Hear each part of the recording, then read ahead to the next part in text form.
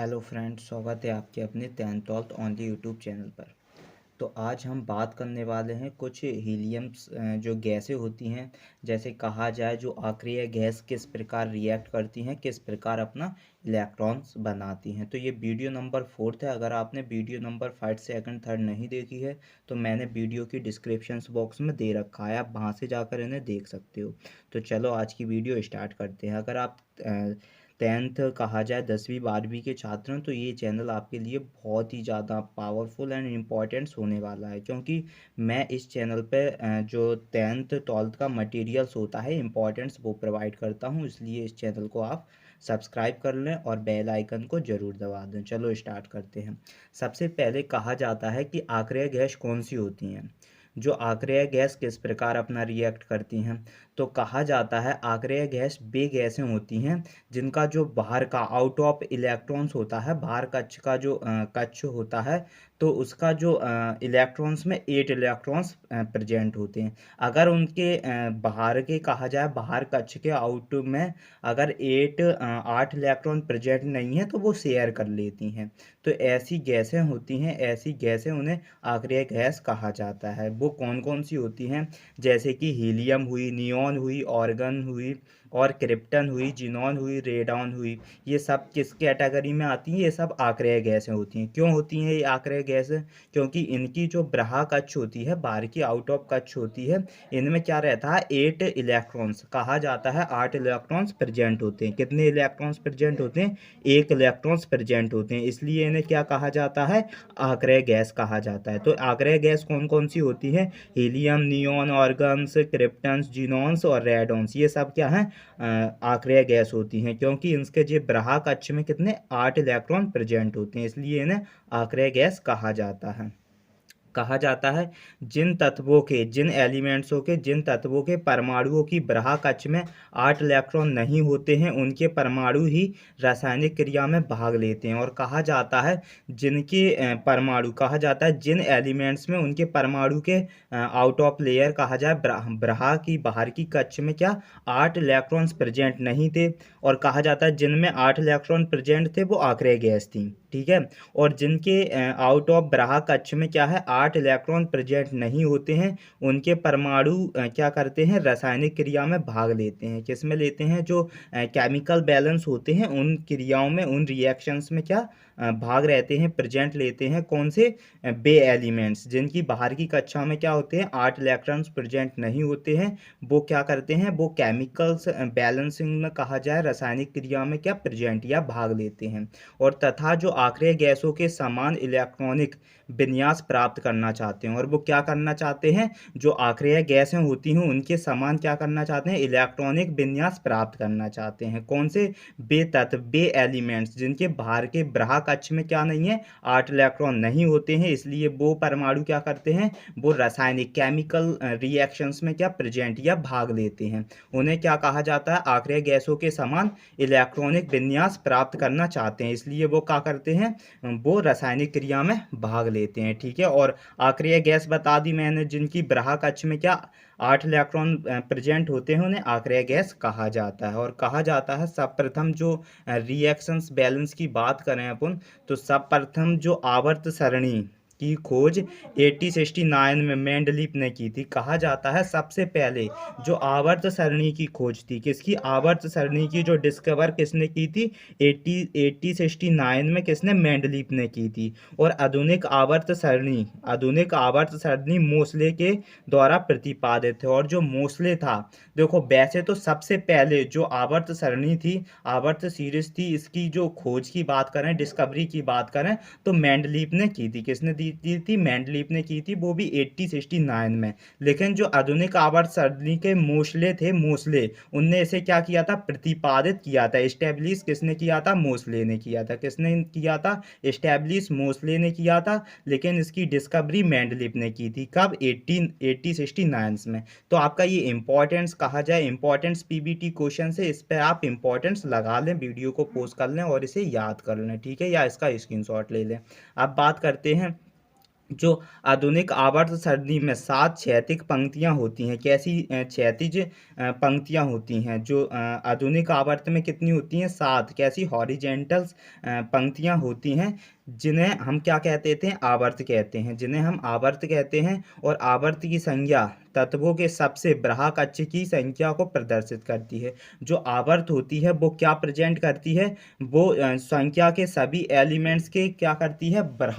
भार की कक्षा की संख्या को प्रदर्शित करती है। कौन? आवर्त। तो आवर्त जो होती है, आवर्त सरणी में कितनी होती हैं? 7 क्षैतिज पंक्तियां होती हैं। आवर्त सरणी में कितनी पंक्तियां होती हैं? 7 हॉरिजेंटल्स लाइन कह सकते हो, हॉरिजेंटल्स पंक्तियां होती हैं, जिन्हें आवर्त कहते हैं। क्या कहते हैं? उन्हें आवर्त कहते हैं। और आवर्त क्या प्रेजेंट करता है? आवर्त संख्या जो आवर्त की संख्या होती है, वो संख्या तत्व की सबसे बृहत् कक्ष की संख्या को प्रदर्शित करता है। ठीक है। और जो आवर्त सरणी में 9 कितने? 9 ऊर्ध्वाधर खाने होते हैं। और जो आवर्त सरणी होती है उसमें 9 आवर्तधर खाने होते हैं, जिन्हें समूह कहते हैं। जिन्हें क्या कहा जाता है? जिन्हें समूह कहा जाता है। तो ये सारे क्या थे? इंपॉर्टेंट्स पीबीटी क्वेश्चंस हैं। आप इन्हें इंपॉर्टेंस लगाते जाएं या वीडियो को पॉज कर कर भी इन्हें याद कर सकते हो कि जो आवर्त सरणी होते हैं उनके जो 9 ऊर्ध्वाधर खाने होते हैं, कितने होते हैं? 9 ऊर्ध्वाधर खाने होते हैं, जिन्हें आप क्या कहते हो? जिन्हें आप समूह कहते हो, ग्रुप कहते हो। और प्रथम जो आवर्त में केवल हाइड्रोजन, और कहा जाता है जो प्रथम आवर्त में केवल हाइड्रोजन और हीलियम एलिमेंट्स होते हैं। कहा जाता है जो प्रथम आवर्त होते हैं उनमें हाइड्रोजन और हीलियम तत्व होते हैं। और जो वर्ग शून्य में 7 आक्रिय गैसें होती हैं। और जो वर्ग शून्य होता है, स्क्वायर 0 होता है, उसमें कितनी? 7 आक्रिय गैस होती हैं। और आक्रिय गैस को मैंने बताया था, आक्रिय गैस कौन कौन सी होती हैं? हीलियम, नियॉन, आर्गन्स, कैप्टॉन्स, जीनॉन्स, रेडॉन्स, ये सारी क्या हैं? आपकी आक्रिय गैसें होती हैं। तो प्रथम आवर्त में केवल हाइड्रोजन होता है और हीलियम तत्व होते हैं। और जो वर्ग शून्य में 7 आक्रिय गैसें होती हैं। वर्ग शून्य में कितनी? 7 आक्रिय गैसें होती हैं। और जो हीरा है, इसे हीरा सभी प्राकृतिक कहा जाता है। हीरा जो होता है, डायमंड्स जो होता है, वो सभी प्राकृतिक वस्तुओं में सबसे कठोर, सबसे हार्ड क्या होती है? धातु होती है। ऐसे भी आप कह सकते हो। ये शायद मैंने आपको पहले करा चुका हूँ, शायद इसे मैंने फिजिक्स में भौतिक में करा चुका हूँ इस क्वेश्चंस को, कि हीरा जो होता है वो प्राकृतिक वस्तुओं में सबसे कठोर होता है। प्राकृतिक वस्तु में सबसे कठोर मेटल्स भी कह सकते हो, या सबसे हार्ड जो वस्तु होती है प्रगति की, वो क्या? हीरा होती है। ठीक है। तो प्रगति में जो प्राकृतिक वस्तुओं में सबसे कठोर क्या होता है? हीरा होता है, डायमंड्स होता है। और धातुओं में चांदी, जो धातुओं में जो चांदी होती है वो सबसे अच्छा गुड कंडक्टर होता है। क्या होता है? धातु जो मेटल्स होता है, मेटल्स में जो चांदी होती है वो सबसे अच्छा गुड कंडक्टर, या कहा जाता है अच्छा सुचालक होता है। और जो शीशा होता है वो सबसे बैड, कहा जाए सबसे बैड कंडक्टर होता है।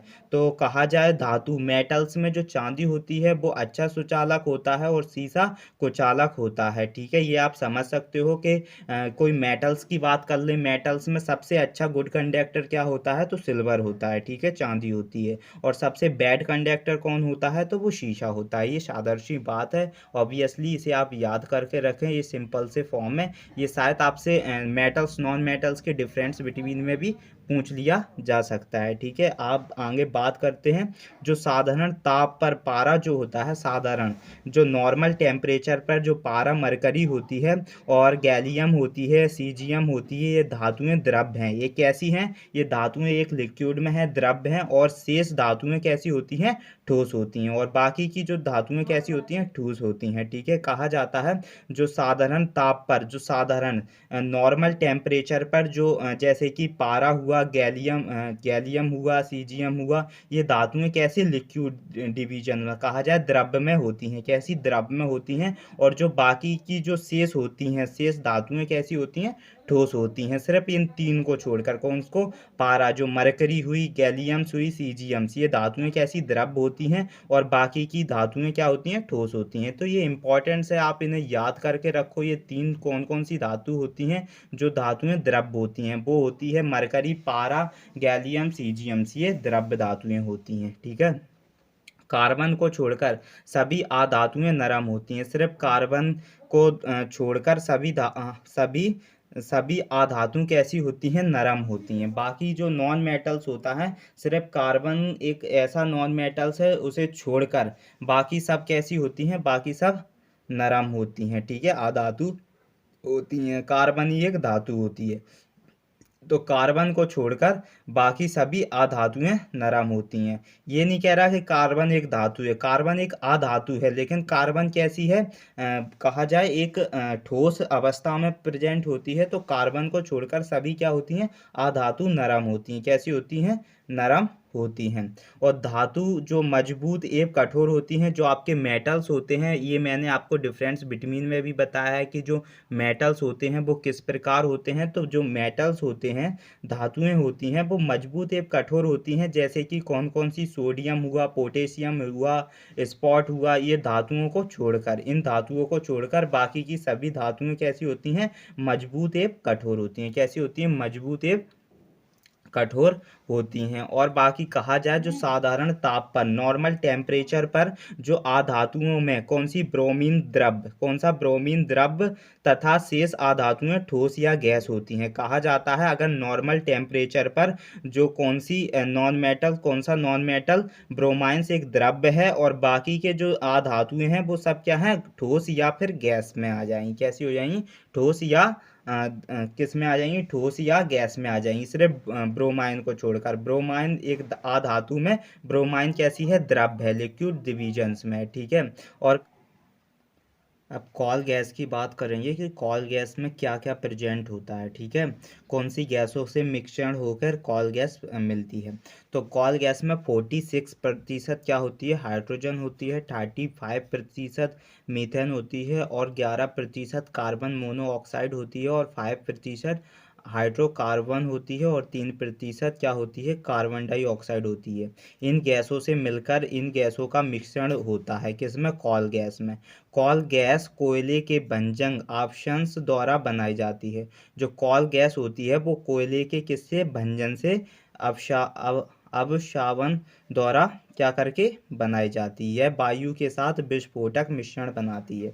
यह जो एयर के साथ एक विस्फोटक मिश्रण बनाती है। और कॉयल गैस में क्या क्या प्रेजेंट होता है, हाइड्रोजन्स, मीथेन्स और मोनोऑक्साइड्स, कहा जाए हाइड्रोकार्बन और कार्बन डाइऑक्साइड, इन गैसों के प्रेजेंट मिश्रण होकर आपको कॉल गैस प्रेजेंट होती है। और कॉल गैस कोयले के भंजन ऑप्शंस द्वारा बनाई जाती है। वायु के साथ क्या करती है, विस्फोटन मिश्रण बनाती है, वायु के साथ विस्फोट। कहा जाता है कि किसी द्रव्य में अशुद्धि मिलाने पर द्रव्य का क्वथनांक बढ़ जाता है। क्या बढ़ जाता है, कोई सी भी द्रव्य है उसमें अशुद्धि मिलाने पर, कोई से भी लिक्विड डिवीजन द्रव्य में क्या करोगे आप, अशुद्धि मिलाने पर उसका द्रव्य का क्या बढ़ जाएगा, क्वथनांक बढ़ जाता है। इसे क्वथनांक क्वथनांक उन्नयन कहते हैं। इसे क्या कहते हैं, क्वथनांक उन्नयन कहते हैं। क्वथनांक उन्नयन किसे कहते हैं, जब किसी द्रव्य में अशुद्धि मिलाने पर उसका द्रव्य क्वथनांक बढ़ जाता है, और इस क्वथनांक को उन्नयन कहते हैं। इस क्रिया को क्या कहते हैं, उन्नयन क्रिया कहा जाता है। और जो मीथेन मीथेन आइसोसाइनेट को कहा जाता है, मीथेन आइसोसाइनेट्स को मिक गैस कहते हैं। जो मीथेन आइसोसाइनेट्स होता है इसे आप क्या कहते हो, मिक गैस कहते हैं। यह अत्यंत विषैली गैस होती है। कैसी होती है, बहुत ज़्यादा विषैली गैस होती है। तो विषैली गैस होने के कारण जो मीथेन आइसोसाइनाइड्स को मिक गैस कहा जाता है। मिक गैस बोले तो मिक गैस क्या होता है, मिक का शब्द होता है मरने का प्रतीक, तो इसलिए मीथेन आइसोसाइनाइड्स को मिक गैस कहा जाता है। क्या कहा जाता है, मीथेन आइसोसाइनाइड्स को मिक गैस कहा जाता है। मिक गैस क्यों कहा जाता है, क्योंकि मिक का मतलब होता है मरने के प्रतीक से, और ये अत्यंत विषैली भी होती है। क्या होती है, मीथेन आइसोसाइनाइड गैस एक विषैली गैस होती है, अत्यंत विषैली गैस होती है, इसलिए इसे मिक गैस कहा जाता है। और जो शुद्ध जल का पीएच मान कहा जाए, पीएच वैल्यू कहा जाए तो 7 होती है, और ये कैसी होती है, न्यूट्रल पीएच वैल्यू होती है। ठीक है, तो जल का शुद्ध कहा जाए, जल का जो पीएच मान, पीएच होता है शुद्ध जल का। ठीक है, और 4 डिग्री सेंटीग्रेड कहा जाता है, 4 डिग्री सेंटीग्रेड 4 डिग्री सेंटीग्रेड ताप पर जल का घनत्व अधिकतम होता है। 4 डिग्री सेंटीग्रेड पर जल का ताप कितना होता है? 4 डिग्री। कहा जाता है 4 डिग्री सेंटीग्रेड तापमान पर, टेम्परेचर पर जो जल का घनत्व कितना अधिकतम होता है, ज़्यादा से ज़्यादा होता है कितने? 4 डिग्री सेंटीग्रेड पर। ठीक है, तो 4 डिग्री सेंटीग्रेड पर डिग्री सेंटीग्रेड टेम्परेचर पर जल का घनत्व कितना होता है? अधिकतम होता है। हीरा तथा ग्रेफाइट कार्बन के क्रिस्टलीय अपरूप होते हैं। तो कार्बन के क्रिस्टलीय अपरूप कौन होते हैं? हीरा और ग्रेफाइट्स। कौन कौन से होते हैं? हीरा और ग्रेफाइट्स होते हैं। हीरा और ग्रेफाइट्स क्या होते हैं? हीरा और ग्रेफाइट्स की बात करें तो हीरा और ग्रेफाइट्स कार्बन के क्रिस्टलीय अपरूप होते हैं। कार्बन के क्रिस्टलीय क्या होते हैं? अपरूप होते हैं। पेट्रोल से लगी आग को जल से नहीं बुझाया जा सकता। कहा जाता है पेट्रोल से लगी आग को क्या किया नहीं जा सकता? जल से नहीं बुझाया जा सकता। क्योंकि क्योंकि पेट्रोल जल से हल्का होने के कारण जल के ऊपर निकल जाता है। ये अच्छी कंडीशन से कभी भी कहा जाए, कभी भी जो डिजास्टर हो जाए या कोई आपदा हो जाए, तो उस कंडीशन में अगर वो पेट्रोल से लगी है आग तो उसे पानी से नहीं बुझा सकते। पानी से क्यों नहीं बुझा सकते? क्योंकि जो पेट्रोल जो होता है वो जल से हल्का होता है। पेट्रोल जल से हल्का होने के कारण जल के ऊपर से निकल जाता है। क्या करता है? जल के ऊपर से निकल जाता है, इसलिए आग नहीं बुझती है। तो आग क्यों नहीं बुझती है? क्योंकि पेट्रोल एक हल्का होता है। पेट्रोल जल के वैल्यूबल्स कहा जाए, जल के रीजन्स में क्या होता है? हल्का होता है, इसलिए उसके कारण ऊपर से निकल जाता है उसका घनत्व। कहा जाए ऑक्सीकरण की क्रिया में जो इलेक्ट्रॉन की कमी और अपकरण की क्रिया में इलेक्ट्रॉन की वृद्धि होती है। जो ऑक्सीकरण की क्रिया होती है इसमें क्या होता है? इलेक्ट्रॉन की कमी। अगर इलेक्ट्रॉन की कमी हुई है ऑक्सीजन की क्रिया में और अपकरण की क्रिया में इलेक्ट्रॉन की वृद्धि हो जाएगी। कहा जाता है ऑक्सीजन की क्रिया में अगर इलेक्ट्रॉन्स की कमी हो रही है तो अपकरण की क्रिया में इलेक्ट्रॉन्स की क्या हो जाएगी? वृद्धि हो जाएगी। कब? जब ये ऐसे प्रश्न पूछ लिए जाते हैं कि ऑक्सीकरण की रिएक्शन कहा जाए इस क्रिया में इलेक्ट्रॉन्स को क्या कर दिया गया? डिक्रीज कर दिया गया। तो फिर आपसे पूछ लिया जाएगा कि अपकरण की क्रिया में इलेक्ट्रॉन्स क्या करेंगे? तो अपकरण की क्रिया में इलेक्ट्रॉन्स क्या होंगे? इंक्रीज होंगे, मतलब इलेक्ट्रॉन्स की वृद्धि हो जाएगी। इस टाइप में भी आपसे क्वेश्चंस पूछ लिए जाते हैं। तो ऑक्सीजन की क्रिया में क्या होते हैं? जो इलेक्ट्रॉन्स होते हैं अगर उनकी कमी हुई है तो वो अपकरण की क्रिया में क्या करेंगे? इलेक्ट्रॉन्स एकदम इंक्रीज होंगे, उनकी वृद्धि होगी। और जो ईंधनों के जलने से प्राप्त कार्बन डाइऑक्साइड प्रदूषण का एक प्रमुख कारण होता है। जो ईंधनों के कारण कहा जाता है, कुछ पॉलीथीन्स होती हैं, कुछ लकड़ियां ऐसी विषैली होती हैं, उनके जलने पर एक कार्बन डाइऑक्साइड जो होती है, कार्बन डाइऑक्साइड गैस प्रेजेंट होती है, एटमॉस्फेयर में पहुंच जाती है, जो कि एक प्रदूषण का प्रमुख कारण बनती है। क्या बनती है? प्रदूषण का एक प्रमुख कारण बन जाती है। और जो आपका पीतल, जस्ता व तांबा एक कैसी है? मिश्र धातु होती है। जो पीतल हुआ और क्या हुआ? पीतल की बात करें, पीतल हुआ, जस्ता हुआ, तांबा, ये कैसी होती हैं? ये एक मिक्स धातु होती हैं, मिक्स धातु होती हैं। कौन सी? पीतल हुआ। पीतल कभी प्योर पीतल नहीं होता, उसमें कुछ मिलाते हैं इसलिए उसका पीतल बनता है। जस्ता, तांबा, ये सब क्या है? मिक्स धातु हैं। जैसे कहा जाता है नाइट्रस ऑक्साइड तथा सल्फर डाइऑक्साइड पर्यावरण में क्या करते हैं? अम्ल वर्षा का प्रमुख कारण बनते हैं। आपने कभी सुना है एक एसिड रेन हुई है? कभी कहा जाता है कि किसी मौसम में ऐसा होता है, कभी बिन बादल बारिश होती है तो उसे क्या कहा जाता है? अम्ल वर्षा कहा जाता है। उसे क्या कहा जाता है? अम्ल वर्षा कहा जाता है। क्यों कहा जाता है? क्योंकि वो नाइट्रस ऑक्साइड तथा sulphur dioxide, nitrous oxide, sulphur dioxide ये पर्यावरण में क्या करती हैं? अम्ल वर्षा का प्रमुख रीजन बनती हैं, प्रमुख कारण बनती हैं। ठीक है। और पानी की अस्थायी कठोरता क्या होती है? कैल्शियम तथा मैग्नीशियम के बाइकार्बोनेट्स के कारण होती है। जो पानी की अस्थायी कठोरता क्या कहलाती है? कैल्शियम तथा मैग्नीशियम के बाइकार्बोनेट्स के कारण होती है। जो पानी की अवस्था होती है, कहा जाता है जो पानी की अवस्था होती है, तो पानी की अवस्था क्या कहलाती है? पानी की अस्थायी कठोरता कैल्शियम तथा मैग्नीशियम के बाइकार्बोनेट्स के कारण होती है। किसके कारण होती है? कैल्शियम तथा मैग्नीशियम के बाइकार्बोनेट्स के कारण होती है। गोबर गैस का प्रमुख अभियन मीथेन है। क्या है? गोबर गैस का प्रमुख अभियन क्या है? मीथेन होता है। क्या होता है? मीथेन होता है। गोबर गैस का प्रमुख अभियन क्या होता है? मीथेन होता है। और नींबू तथा ग्रेपफ्रूट में साइट्रिक अम्ल पाया जाता है। जो नींबू हुआ और ग्रेपफ्रूट्स में कैसा अम्ल पाया जाता है? साइट्रिक अम्ल पाया जाता है। ये जरूर याद रखना, इंपॉर्टेंट है, ये आपके कॉम्पिटिटिव एग्जाम्स में भी काम आएगा कि नींबू और ग्रेपफ्रूट्स में क्या पाए जाते हैं? सिट्रिक। कौन सा अम्ल प्रेजेंट होता है? सिट्रिक अम्ल प्रेजेंट होता है। इमली में टाइटरिक अम्ल प्रेजेंट होता है। जो इमली होती है उसमें कौन सा अम्ल प्रेजेंट होता है? कौन सा एसिड प्रेजेंट होता है? टाइटरिक। इमली में कहा जाता है टाइटरिक अम्ल प्रेजेंट होता है। नींबू और ग्रेप फ्रूट्स में साइट्रिक अम्ल प्रेजेंट होता है।